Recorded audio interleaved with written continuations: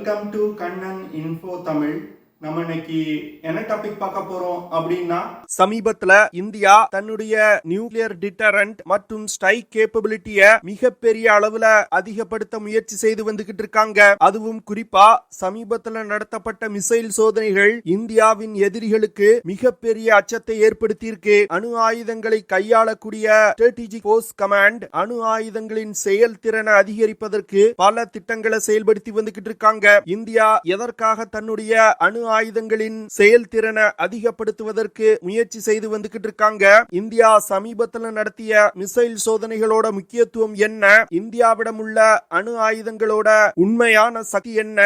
வரும் காலத்துல இந்தியா தன்னுடைய நியூக்ளியர் டிட்டரண்ட் கேப்பபிலிட்டிய எப்படி அதிகப்படுத்த திட்டமிட்டிருக்காங்க அப்படிங்கிறது குறித்து நம்ம டீடைலா இந்த வீடியோல பார்க்கலாம். இந்தியா தன்னுடைய எதிரி நாடுகள் மீது ஒரு அணு ஆயுத தாக்குதல் நடத்தணும்னா ஸ்ட்ராட்டஜிக் ஃபோர்ஸ் கமாண்ட் அப்படிங்கிற அமைப்பு தான் அதை செய்வாங்க. இந்த ஸ்ட்ராட்டஜிக் ஃபோர்ஸ் கமாண்ட் 2003 வருடம் திரு அடல் பிஹாரி வாஜ்பாய் அவர்களின் அரசாங்கத்தால் உருவாக்கப்பட்டது. இந்தியா ஒரு அணு ஆயுத தாக்குதல் நடத்துவதற்கு என்னென்ன ஆயுதங்கள் தேவையோ அது முழுவதும் இந்த ஸ்ட்ராட்டஜிக் ஃபோர்ஸ் கமாண்ட் அமைப்பின் கட்டுப்பாட்டில் தான் இருக்கும். இப்போ இந்திய அரசாங்கம் இந்த ஸ்ட்ராட்டஜிக் ஃபோர்ஸ் கமாண்டோட தாக்கும் திறனை மிகப்பெரிய அளவுல அதிகரிப்பதற்கு பல திட்டங்களை சமீபத்தில் செயல்படுத்தி வந்துகிட்டு இருக்காங்க. அதுல குறிப்பா சொல்லணும்னா சமீபத்தில் நடத்தப்பட்ட அக்னி பிரைம் பாலிஸ்டிக் மிசைல் சோதனையை சொல்லலாம். இந்த அக்னி பிரைம் மிசைல்னால 1000 முதல் 2000 கிலோமீட்டர் தூரத்துல உள்ள இலக்குகளை மிக துல்லியமா தாக்க முடியும். இந்த மிசைல டிஆர்டிஓ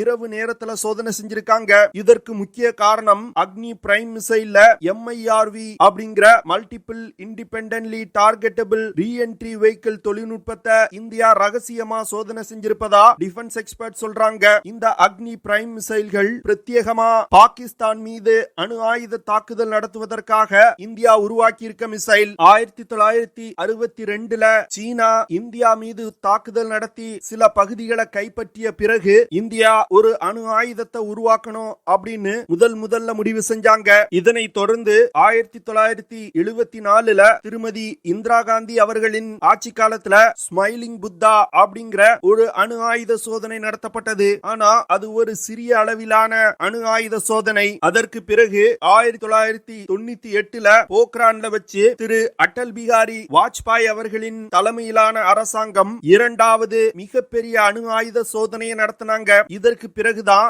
இந்தியாவை உலகில் உள்ள நாடுகள் ஒரு அணு ஆயுத சக்தி கொண்ட நாடு அப்படின்னு ஏற்றுக்கொண்டாங்க. இந்தியா அணு ஆயுதங்களை உருவாக்குவதற்கு மிகவும் முக்கியமான காரணம் சீனா தான். என்னதான் இந்தியாவிடம் அணு ஆயுதங்கள் இருந்தாலும் இந்தியாவுடைய நியூக்ளியர் பாலிசி என்னன்னா no first use of nuclear weapon. அதாவது இந்தியா தன்னுடைய அணு ஆயுதங்களை கொண்டு எந்த நாட்டின் மீதும் முதல்ல தாக்குதல் நடத்த மாட்டோம். எங்கள் மீது நடத்தப்படும் அணு ஆயுத தாக்குதலுக்கு திருப்பி பதிலடி கொடுப்பதற்காக தான் நாங்க அணு ஆயுதங்களை உருவாக்குறோம் அப்படின்னு இந்தியா சொல்லியிருக்காங்க. ஆனா பாகிஸ்தான் மற்றும் சீனா இந்தியா போன்று no first use of nuclear weapon பாலிசியை ஃபாலோ பண்ணல. அவங்க ஃபர்ஸ்ட் யூஸ் டாக்டரிங்க ஃபாலோ பண்றாங்க. இதனால ஃபியூச்சர்ல இந்தியாவுடன் சீனா மற்றும் பாகிஸ்தானுக்கு ஏதாவது ஒரு யுத்தம் ஏற்பட்டால் அவங்க முதல்ல அணு ஆயுதங்களை பயன்படுத்தி தாக்குதல் நடத்துவதற்கு வாய்ப்பு இருக்கு. அப்போ இந்தியா சீனா மற்றும் பாகிஸ்தானுக்கு தன் மீது நடத்தப்பட்ட தாக்குதலுக்கு ஒரு சரியான பதிலடி கொடுக்கணும்னா இந்தியாவிடம் மிக சக்தி கொண்ட அணு ஆயுதங்கள் இருக்கணும். அது மட்டும் இல்லாம எதிரிகளை மிகவும் துல்லியமா தாக்கக்கூடிய மிசைல்கள் இருக்கணும். அடுத்து இந்தியாவுடைய நியூக்ளியர் ட்ரையட் கேப்பபிலிட்டி ஒரு வலிமையானதா இருக்கணும். நியூக்ளியர் ட்ரையட் அப்படிங்கிறது கடல், தரை மற்றும் ஆகாயத்துல இருந்து அணு ஆயுத தாக்கும் திறனை நியூக்ளியர் ட்ரையட்னு சொல்லுவாங்க. இதுல தரையில் இருந்து அணு ஆயுத தாக்குதல் நடத்துவதற்கு இந்தியா பிருத்திவி, ஷௌர்யா, அக்னி போன்ற மிசைல்களை பயன்படுத்துறாங்க. அதுவே வானில் இருந்து அணு ஆயுத தாக்குதல் நடத்துவதற்கு India Mirage 2000, Sepecat, Jaguar போன்ற விமானங்களை பயன்படுத்துறாங்க. இந்திய விமானப்படையில பயன்பாட்டில் உள்ள 70க்கும் மேற்பட்ட மிராஜ் 2000 மற்றும் ஜாகுவார் விமானங்களை பயன்படுத்தி பயன்படுத்தி வானில் இருந்து ஒரு அணு ஆயுத தாக்குதல் நடத்த முடியும். அதுவே கடலில் இருந்து ஒரு அணு ஆயுத தாக்குதல் நடத்தணும்னா நீர்மூழ்கி கப்பல்கள்ல இணைக்கப்பட்டிருக்க சப்மரின் லான்ச் பாலிஸ்டிக் மிசைல்களை பயன்படுத்தி இந்தியாவால அணு ஆயுத தாக்குதல் நடத்த முடியும். குறிப்பா சொல்லணும்னா தனுஷ், சாகரிகா, K4, K5 போன்ற மிசைல்களை பயன்படுத்தி இந்தியாவால அணு ஆயுத தாக்குதல் நடத்த முடியும். இந்தியா தன்னுடைய சப்மரின் லான்ச் பாலிஸ்டிக் மிசைல்களை INS அரிகான் மற்றும் INS அரிகாட் போன்ற அணுசக்தி நீர்மூழ்கி கப்பல்கள்ல இணைச்சு பயன்படுத்தி வந்துகிட்டு இருக்காங்க. இந்தியாவிடம் தற்போது 2 அணுசக்தி நீர்மூழ்கி கப்பல்கள் தான் இருக்கு. கூடுதலா 2 அணுசக்தி நீர்மூழ்கி கப்பல்களை இந்தியா கட்டி வந்துகிட்டு இருக்காங்க. அதுல S4 மற்றும் S4 ஸ்டார் அப்படிங்கிற அணுசக்தி நீர்மூழ்கி கப்பல்களை இந்தியா கட்டி வந்துகிட்டு இருக்காங்க. இந்த 2 அணுசக்தி நீர்மூழ்கி கப்பல்களும் 2025 வருடத்துக்குள் இந்திய கடற்படையில இணைக்கப்படும் அப்படின்னு டிஃபென்ஸ் எக்ஸ்பர்ட் சொல்றாங்க. இந்த சூழ்நிலையில சமீபத்துல இந்தியா அக்னி 5 மிசைல்ல MIRV அப்படிங்கிற multiple independently targetable reentry vehicle தொழில்நுட்பத்தை வெற்றிகரமா சோதனை செஞ்சிருக்காங்க.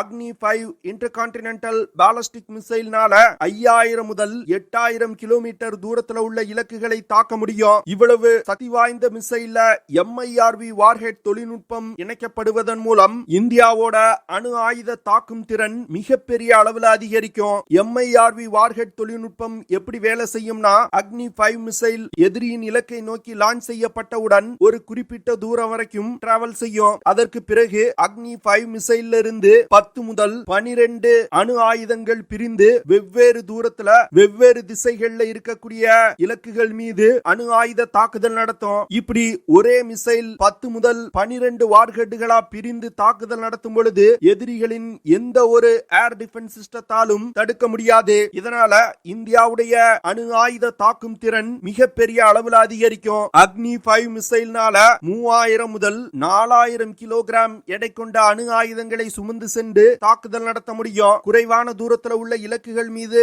அணு ஆயுத தாக்குதல் நடத்தணும்னா இப்போ இந்தியாவிடம் அக்னி 1, ஷௌர்யா போன்ற மிசைல்கள் தான் இருக்கு. ஆனா இந்த மிசைல்கள் பழைய தொழில்நுட்பம் கொண்டது. இந்த மிசைல்களோடு இணைத்து பயன்படுத்துவதற்கு இந்தியாவுக்கு ஒரு அதிநவீன மிசைல் தேவைப்பட்டது. அதற்காக உருவாக்கப்பட்டதுதான் இந்த அக்னி பிரைம் மிசைல். இந்த மிசைல்ல அக்னி 5 மிசைல் போன்றே MIRV வார்ஹெட் தொழில்நுட்பம் இணைக்கப்பட்டிருக்கு. அக்னி பிரைம் மிசைல்ல அக்னி 4 மற்றும் அக்னி 5 மிசைலுக்காக உருவாக்கப்பட்ட பல தொழில்நுட்பங்கள் இணைக்கப்பட்டிருக்கு. இந்த மிசைல ஒரு நெக்ஸ்ட் ஜெனரேஷன் மிசைல் அப்படின்னு சொல்றாங்க. வரும் காலத்துல குறுகிய தூரத்துல அணு ஆயுத தாக்குதல் நடத்துவதற்கு இந்தியா அக்னி பிரைம் மிசைல தான் அதிக அளவுல பயன்படுத்த போறாங்க. அக்னி பிரைம் மிசைல இயக்குவதற்கு பயன்படுத்தப்படும் ராக்கெட் மோட்டார்ல புதிய தொழில்நுட்பத்தை கொண்டு வந்திருக்காங்க. அது மட்டும் இல்லாம மிசைல இலக்கை நோக்கி வழி நடத்துவதற்கு தேவையான ஏவியானிக்ஸ் மற்றும் நேவிகேஷன் சிஸ்டத்திலையும் பல அதிநவீன தொழில்நுட்பங்களை கொண்டு வந்திருக்காங்க. இதனால அக்னி பிரைம் மிசைல்கள்னால இலக்கை மிக துல்லியமா தாக்க முடியும். அக்னி பிரைம் மற்றும் அக்னி 5 மிசைல்கள் ஒரு கேனஸ்டர் லான்ச் மிசைல்ஸ். கேனஸ்டர் லான்ச் அப்படிங்கிறது அந்த மிசைல்ல அணு ஆயுதங்களை பொருத்தி ரகசியமா இந்தியாவால பதுக்கி வைக்க முடியும். ஒரு யுத்த நேரத்துல பதுக்கி வைக்கப்பட்ட மிசைல்களை தேவைப்படக்கூடிய இடங்களுக்கு ரகசியமா நகர்த்தி இந்தியாவால அணு ஆயுத தாக்குதல் நடத்த முடியும். 2015 வருடமே அக்னி 5 மிசைல்கள் வெற்றிகரமா சோதனை செய்யப்பட்டது. ஆனா அப்பொழுது அந்த மிசைல்ல MIRV வார்ஹெட் தொழில்நுட்பம் இணைக்கப்படாமல் இருந்தது. ஆனா தற்போது அக்னி 5 மிசைல் மற்றும் அக்னி பிரைம் மிசைல்ல MIRV வார்ஹெட் தொழில்நுட்பம் இணைக்கப்பட்டிருப்பது இந்தியாவுடைய அணு ஆயுத தாக்கும் திறனை மிகப்பெரிய அளவில் அதிகரிச்சிருக்கு. MIRV வார்ஹெட் தொழில்நுட்பத்தை எந்த ஒரு ஏர் டிஃபென்ஸ் சிஸ்டத்தாலும் தடுக்க முடியாது. இதன் காரணமா தான் இந்தியா அக்னி 5 மிசைலுக்கு திவ்யாஸ்திரா அப்படின்னு பேர் வச்சிருக்காங்க. இந்த தொழில்நுட்பம் இந்திய படையில் இணைக்கப்படுவதன் மூலம் இந்தியாவுடைய மிசைல் கேப்பபிலிட்டியில மிகப்பெரிய பிளெக்சிபிலிட்டியை கொடுத்திருக்கு. ஏன்னா ஒரே மிசைல பயன்படுத்தி 10க்கும் மேற்பட்ட டார்கெட்டுகள் மீது ஒரே நேரத்துல தாக்குதல் நடத்த முடியும். இப்படி ஒரு மிசைல லான்ச் செய்து 10 டார்கெட்டுகள் மீது தாக்குதல் நடத்துவது எதிரிகளுக்கு பலத்த சேதத்தை ஏற்படுத்தும். இந்த தொழில்நுட்பத்தை வரும் காலத்துல இந்தியா பயன்படுத்தும் அனைத்து மிசைல்களையும் இணைப்பதற்கு இந்தியா திட்டமிட்டிருக்காங்க. இதனால இந்த MIRV வார்ஹெட் தொழில்நுட்பம் இந்தியாவுடைய மிசைல் தொழில்நுட்பத்துல ஒரு கேம் சேஞ்சர் அப்படின்னு சொல்றாங்க. இந்த MIRV வார்ஹெட் தொழில்நுட்பத்தை உலகின் வெகு சில நாடுகள் தான் தற்போது டெவலப் செஞ்சிருக்காங்க. குறிப்பா சொல்லணும்னா அமெரிக்கா, ரஷ்யா, பிரான்ஸ், யுகே போன்ற நாடுகள் தான் வச்சிருக்காங்க. இந்த தொழில்நுட்பத்தை இந்தியாவின் மிகவும் நெருங்கிய நட்பு நாடான ரஷ்யா கூட இந்தியாவுக்கு கொடுக்கல. இதனால இந்த MIRV வார்ஹெட் தொழில்நுட்பத்தை முழுக்க முழுக்க இந்திய விஞ்ஞானிகள் உள்நாட்டிலே டெவலப் செஞ்சிருக்காங்க. அடுத்து கடலில் இருந்து அணு ஆயுத தாக்குதல் நடத்தும் திறனை இந்தியா அதிகப்படுத்துவதற்கு தற்போது பெரிய அளவுல முயற்சிகளை செய்து வந்துகிட்டு இருக்காங்க. ஏற்கனவே இந்தியா 2 அணுசக்தி நீர்மூழ்கி கப்பல்களை வெற்றிகரமா டெவலப் செய்து கடற்படையில இணைச்சிருந்தாலும் தற்போது வரைக்கும் தனுஷ், சாகரிகா, K4 போன்ற சப்மரின் லான்ச் பாலிஸ்டிக் மிசைல்கள் தான் பயன்பாட்டில் இருந்து வருது. இந்த மிசைல்கள்னால 350 முதல் 3500 கிலோமீட்டர் தூரத்துல உள்ள இலக்குகள் மீது அணு ஆயுத தாக்குதல் நடத்த முடியும். ஆனா அக்னி 5 மிசைல் போன்று 5000 கிலோமீட்டருக்கும் அதிகமான தூரத்துல உள்ள இலக்குகளை தாக்கக்கூடிய சப்மரின் லான்ச் பாலிஸ்டிக் மிசைல்கள் இந்தியாவுக்கு மிகவும் அவசியம் அப்படின்னு டிஃபென்ஸ் எக்ஸ்பர்ட் சொல்லி வந்துகிட்டு இருக்காங்க. இதனால K5 அப்படிங்கிற ஒரு சப்மரின் லான்ச் பாலிஸ்டிக் மிசைல இந்தியா டெவலப் செய்து வந்துகிட்டு இருக்காங்க. இந்த வருடத்தோட இறுதிக்குள் இந்த K5 சப்மரின் லான்ச் பாலிஸ்டிக் மிசைலோட சோதனை நடத்தப்படும் அப்படின்னு சில செய்திகள் வெளிவந்துகிட்டு இருக்கு. அடுத்து K6 அப்படிங்கிற சப்மரின் லான்ச் பாலிஸ்டிக் மிசைலையும் இந்தியா டெவலப் செய்து வந்துகிட்டு இருக்காங்க.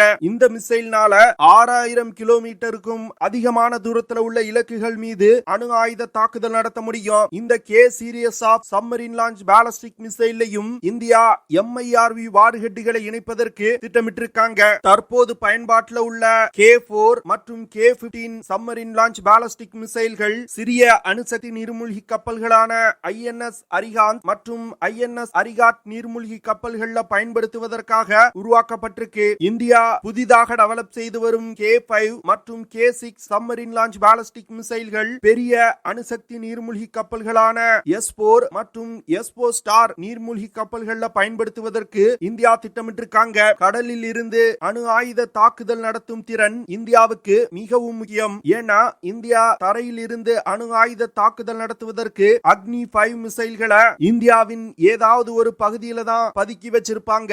அத எதிரிகள் சேட்டலைட் உதவியோடு கண்டுபிடித்து அக்னி 5 மிசைல்களை தாக்கி அழிப்பதற்கு வாய்ப்பு இருக்கு. ஆனா கடல்ல ஒரு நியூக்ளியர் சப்மரின் லான்ச் பாலிஸ்டிக் மிசைல்ல அணு ஆயுதங்களை பொருத்தி நீர்மூழ்கி கப்பலை ஏதாவது ஒரு கடற்பரப்புல நிறுத்தி வச்சிருந்தோம்னா அதை எந்த ஒரு சேட்டலைட்டுகளாலும் கண்டுபிடிக்க முடியாது. இதனால இந்தியா மீது எதிரிகள் ஒரு அணு ஆயுத தாக்குதல் நடத்தினாங்கன்னா அவர்களுக்கு கடலில் இருந்து சரியான பதிலடிய இந்தியாவால கொடுக்க முடியும். இதன் மூலமா இந்தியாவுடைய செகண்ட் ஸ்ட்ரைக் கேப்பபிலிட்டி மிகப்பெரிய அளவுல அதிகரிக்கும். ஸ்ட்ராட்டஜிக் ஃபோர்ஸ் கமாண்ட் இப்போ என்ன செஞ்சு வந்துகிட்டு இருக்காங்கன்னா MIRV வார்ஹெட்டுகள் மற்றும் பெரிய அணுசக்தி நீர்மூழ்கி கப்பல்களை டெவலப் செய்து படையில் இணைப்பதுதான் அவர்களுடைய பிரதான நோக்கமா இருக்கு. இதன் மூலமா இந்தியாவுடைய நியூக்ளியர் ட்ரேட் கேப்பபிலிட்டி மிகப்பெரிய அளவுல அதிகரிக்கும் அப்படின்னு டிஃபென்ஸ் எக்ஸ்பர்ட் சொல்றாங்க.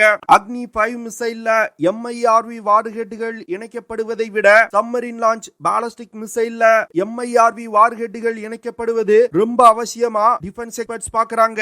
ஏன்னா சப்மரின் லான்ச் பாலிஸ்டிக் மிசைல்ல MIRV வார்ஹெட்டுகள் இணைக்கப்பட்டால் இந்தியா தன்னுடைய எதிரிகளுக்கு ஒரு ஸ்ட்ராங்கான மெசேஜ கொடுக்கறாங்க. அதாவது என் மீது ஒரு அணு ஆயுத தாக்குதல் நடத்தினா உலகில் உள்ள எந்த ஒரு கடற்பரப்புல இருந்தாவது உங்க நாட்டின் மீது எங்களால அணு ஆயுத தாக்குதல் நடத்த முடியும் அப்படிங்கறத இந்தியா உறுதி செய்வாங்க.